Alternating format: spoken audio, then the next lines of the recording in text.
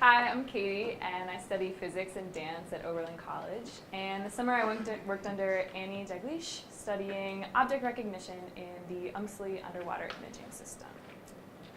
So what does UMSLI stand for? It stands for Unobtrusive Multistatic LiDAR Imager. It's a Department of Energy funded project to develop a system that uses LiDAR, light detection and ranging, kind of similar to sonar but with light, to image underwater sites. And the way this particular system works is it uses 1 nanosecond red laser pulses that are transmitted out. They bounce off of objects around the system, and then receivers capture those return signals and create an image of whatever is around this device.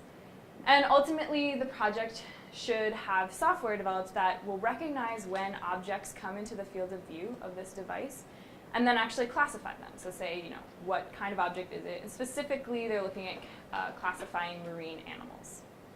So this software is kind of where my project came in. And specifically, I was looking at the question of how do you actually tell when an object comes into the field of view of the device? And this is important because we want the system to actually do something when that happens. So the system has 2 different scanning modes, a sparse mode and a dense mode, and 2 example images of what those look like are right here. This is the same fish. And what we want to happen, so the system is usually sitting in sparse mode, creating an image of a really large volume of water.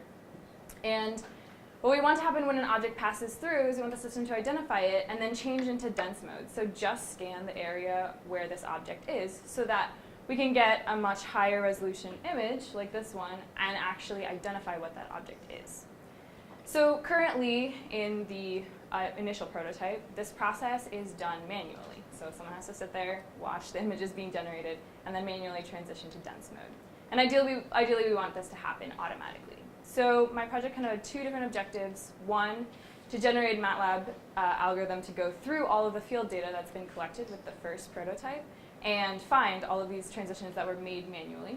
And then to test some different object detection algorithms written by Chris Ding at the University of Florida to kind of see, okay, can we get an algorithm to look at a picture like this and say, all right, there's an object right there. So this is kind of an example of what this looks like. I'm not really going to go into how this algorithm works. But you start with a sparse mode image like this.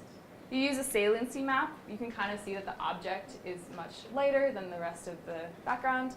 And then the algorithm draws a bounding box around what it thinks the object is. And ultimately, in the actual system, it would then just dense mode scan that exact area. So this is kind of how thinking about doing this. So I ran this algorithm on all of the field data transitions, and we got decent results. So for all of the images had objects in them, and in 46% of cases, the initial algorithm was able to detect those objects and draw a bounding box that was reasonable around them.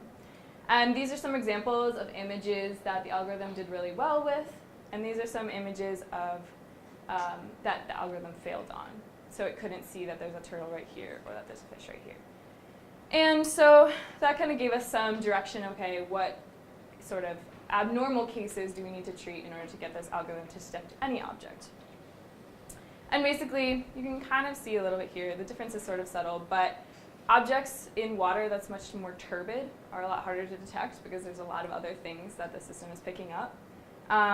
And also objects like this, where you have presumably a large school of fish, the algorithm doesn't perform super well on because there are too many objects, and so it doesn't know where to zoom in on. So these are 2 kind of areas that we've pinpointed need improvement in future versions of this algorithm.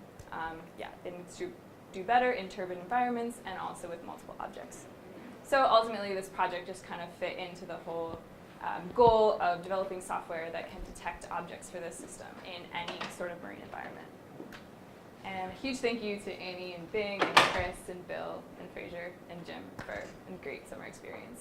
And